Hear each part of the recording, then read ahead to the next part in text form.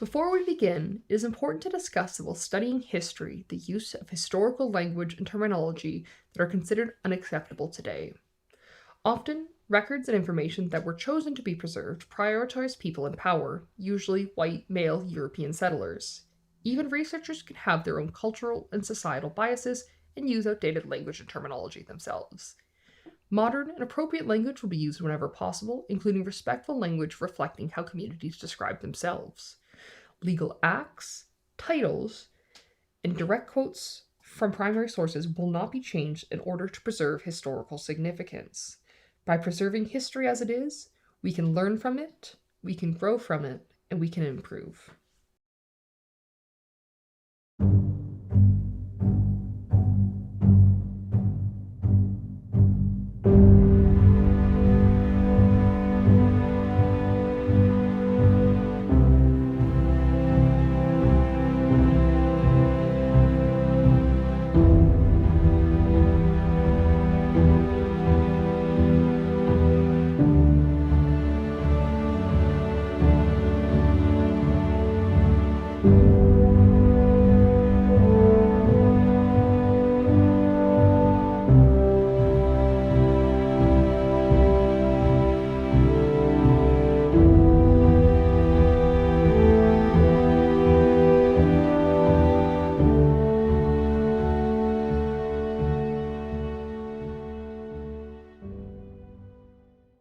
British Columbia, a majestic landscape blessed with snow-capped mountains and temperate rainforests, wide plains and grand valleys.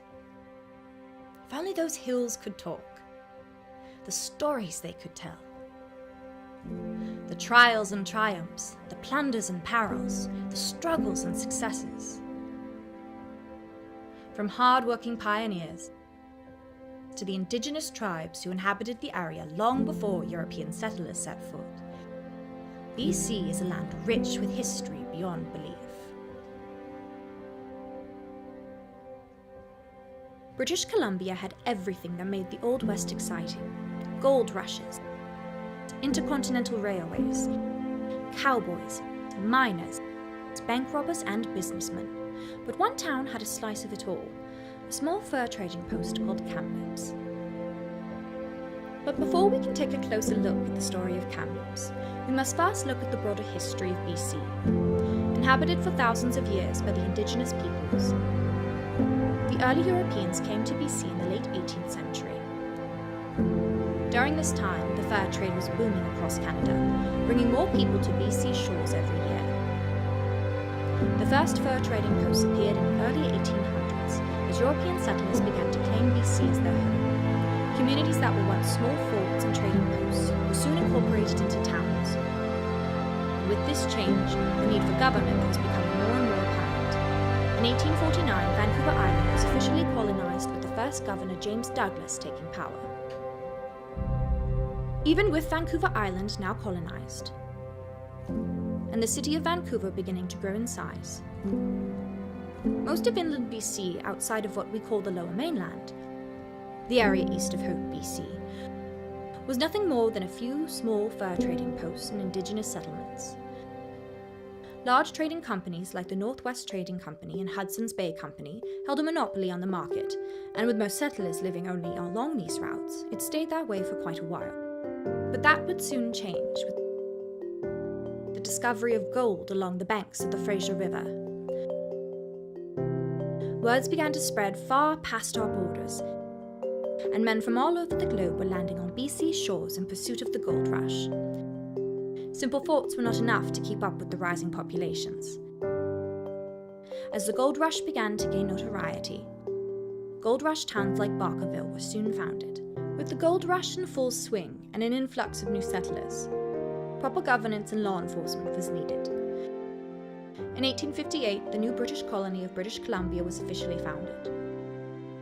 However, due to the increasing cost of running two separate colonies, the British government decided in 1866 to unite Vancouver Island and British Columbia into one colony, with James Douglas becoming governor of the newly merged colony.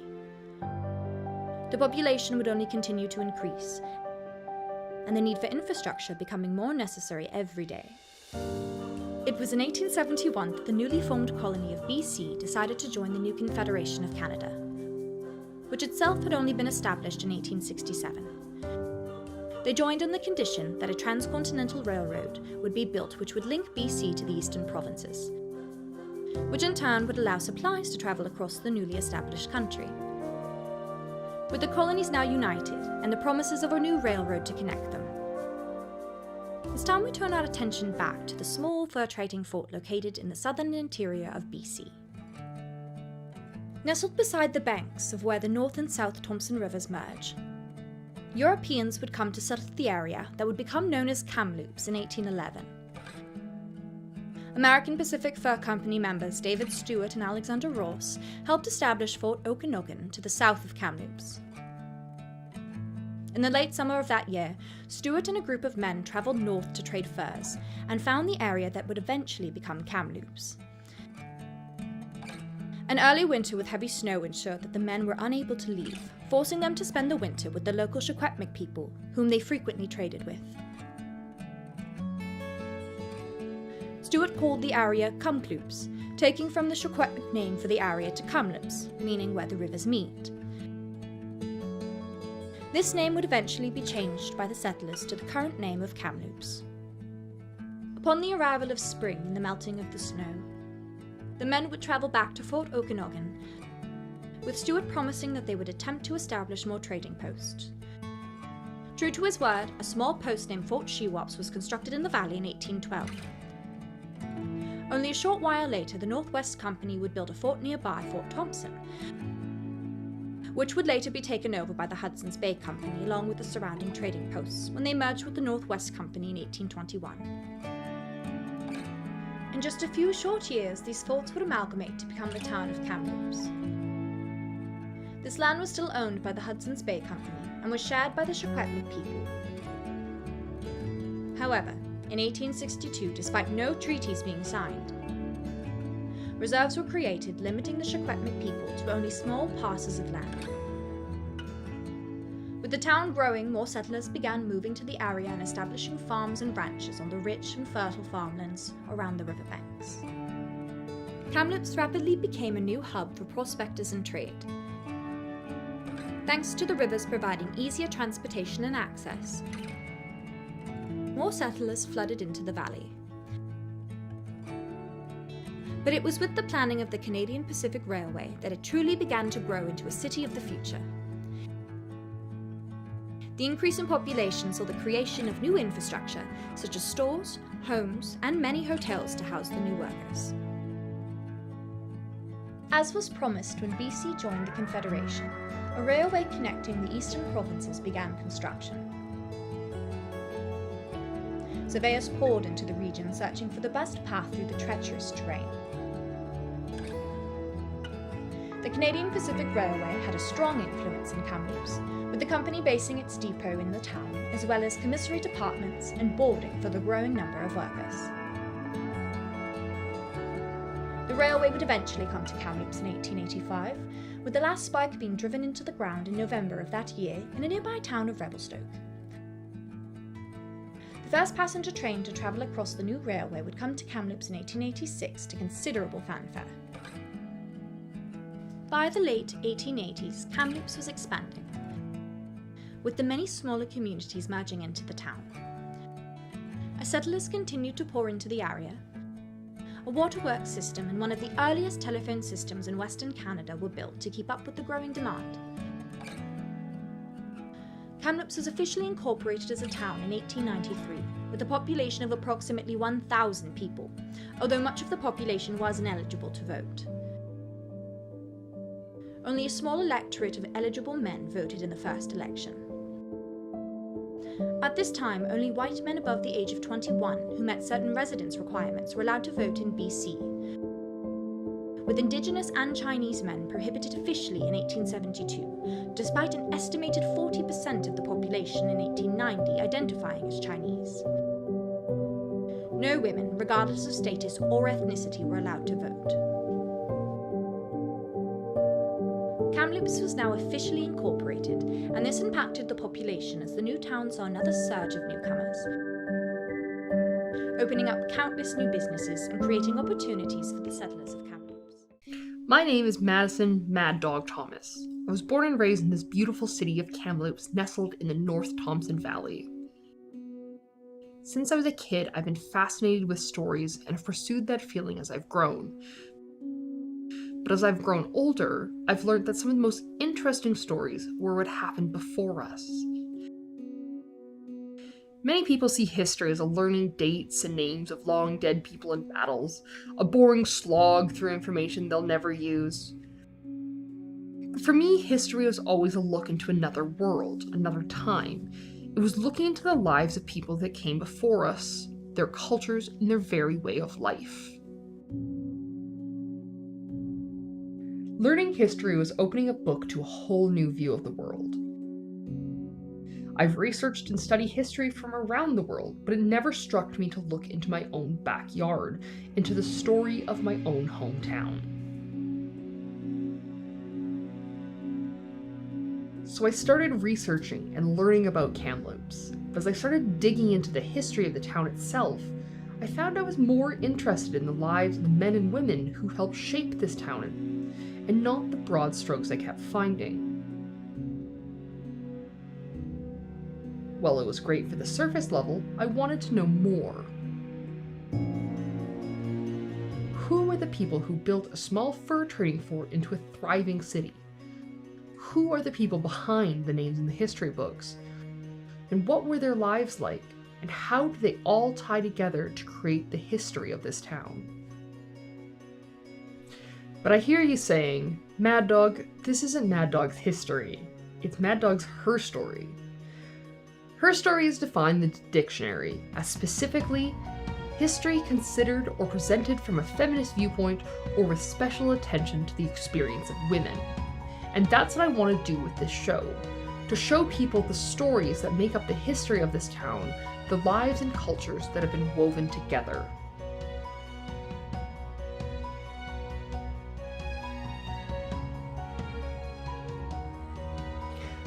The study of Herstory is not always easy though. As Laurel Thatcher Ulrich wrote, well-behaved women rarely make history.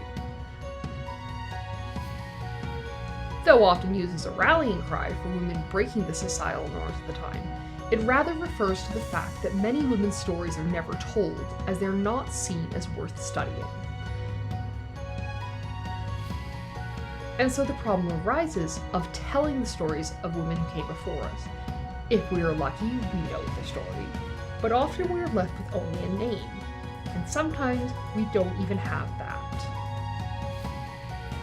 We also see this trend with people who don't fit into the white male European background, who are often the writers of the history. The indigenous people who lived on these lands for thousands of years, the Chinese men who built the railway and stayed to have a new life, the women who are often a simple footnote in the story of their husbands or fathers. My goal is to help tell as much of their stories as I can and to educate people. With that in mind, I would like to talk about an incredibly important woman whose work on the history and culture in this town was invaluable. Mary Balfe was born in England in the early 20th century, where she would go on to attend Oxford University, becoming a medical doctor. Seeking a change from the big city life, Mary Balfe, alongside her husband and 3 children, moved to Canada in the 1960s, eventually settling in Kamloops. In an article in the Kamloops News on August 29, 1980, Mary Balfe was quoted as saying such on their decision to move to Kamloops. Kamloops was a cow town and a railway town then, and I liked it, she said. It was a dusty place, sure enough, and it was uncultured, but it was friendly. Not interested in practicing medicine in Canada, and bored with luncheons and parties, Mary Balfe instead began volunteering at the Kamloops Museum. There she took on the monumental task of archiving and organizing the collection. Since the 1930s, people had been collecting items that they saw as important to the town's story, though it was rather unorganized. This was the beginning of her monumental work to preserve Kamloops' rich history. The museum itself had been founded in 1937, then called the Thompson Valley District Museum and Historical Association. It was located in a log cabin that had originally been built in 1822 by the Hudson's Bay Company for John Baptiste Lolo. The cabin, which at one point resided on the land of one of Kamloops' most prominent Chinese businessmen, who we'll discuss in a later episode, was eventually moved to Riverside Park. With the collection growing and more space needed, the museum moved a few more times before landing on its current home in 1957. The original cabin was actually moved into the museum itself, where it can be visited to this day. It was here that Mary Balfe came to work. After years of volunteer work, Mary Balfe would go on to become one of the first paid employees of the museum, becoming the museum's curator. Her work in studying Kamloops history was wide-ranging, with her publishing a book through the museum on the early history of the region. For years, she also wrote articles on Kamloops history that were published in the local newspapers. She loved to share history and enjoyed teaching everyone, from young school children to adults. To Mary Balfe, education was one of the most important parts of the museum, to share the stories of the past with the people of the present. Mary Balfe would go on to receive the prestigious Queen's Silver Jubilee Medal in 1977 for her work preserving Kamloops history and culture. She was also recognized by the Canadian Museum Association, as well as becoming the first female president of the BC Museums Association. Mary Balfe eventually retired from her position at the museum after almost 20 years of working for it in a both paid and volunteer capacity. Mary Balfe passed away in 1996.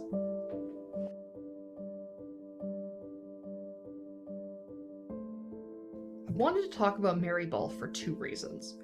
For one, she's one of the best sources of Kamloops history, having poured countless hours of research into writing nearly 750 articles, multiple booklets, and one full book. And the other reason is to recognize an incredibly important woman in Kamloops. In the earliest research, I've been to see her name repeatedly come up in sources, yet almost nothing about the woman behind the name and her story. As it is with many women, her work is recognized before she is, but it's not to say that she is unrecognized by Kamloops, as our very own archive is named after her and the work she did. And now I want to talk about another woman in this town who had an important impact. If you ever visit Kamloops and have an interest in the outdoors, you'll likely be directed to the Kenna Cartwright Nature Park, an extensive network of hiking trails that lead to some of the gorgeous views of the city, Kamloops Lake, and the entire valley. At almost 750 hectares, Kenna Cartwright is one of the largest municipal parks in BC, is in the top 10 largest in Canada. I myself have hiked many of these gorgeous trails not knowing what they were named for. Kenna Cartwright was a female politician in Kamloops. Studying at UBC, she lived in Williams Lake before moving with her family to Kamloops. She began her career in politics as school trustee, elected to 1977, and eventually becoming elected to the city council, sitting from 1981 to 1986. Kenna Cartwright was known for her love of sports and the outdoors, and wanted to influence people to enjoy both. She is credited with helping push for Kamloops' title of Canada's tournament capital.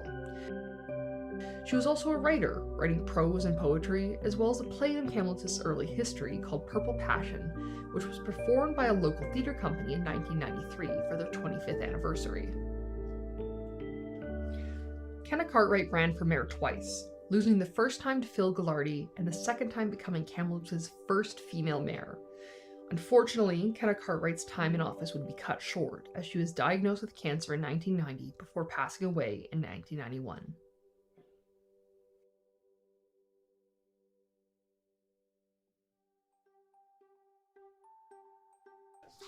Her family would remember Kenna as a woman who loved her family and was devoted to making the world a better place, and was passionate about preserving natural spaces for future people to enjoy. In memory of her time in office and her love of the outdoors and her city, the City Council voted to name the park after her in 1996. These are two women who gave so much of their time, their passion and hearts to putting Kamloops on the map. And now the reason I want to start this program off talking about Mary Balfe and Kenna Cartwright was because these two women were perfect reflections of the point I made at the start of the program. Although they spent countless years giving so much of their time, their passion, and their heart to putting Kamloops on the map, we know so little of their personal lives. It is important to note that they were still commemorated and remembered by the city they worked so hard to change. Their personal details often fell by the wayside. Let me be the first to state that Maddog's Herstory aims to fill in as many gaps in these stories as we can, to not only remember them for what they did, but for who they were.